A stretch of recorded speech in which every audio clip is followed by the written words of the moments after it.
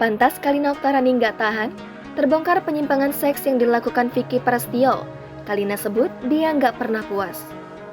Rumah tangga Vicky Prestio dan Kalina Oktarani masih menjadi sorotan usai keduanya memilih berpisah meski belum genap 1 tahun pernikahan.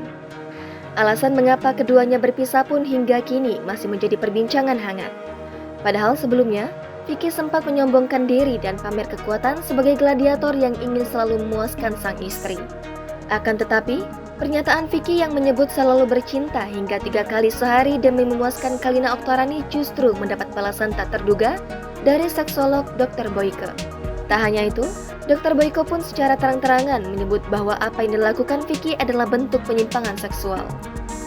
Terlebih selama ini Vicky dikenal sebagai playboy yang tak pernah cukup dengan satu perempuan saja. Ia bahkan menilai bahwa apa yang dilakukan Vicky selama ini tidak normal dan hal ini ternyata sulit untuk diobati. Jangan lupa subscribe, share, komen, dan like ya!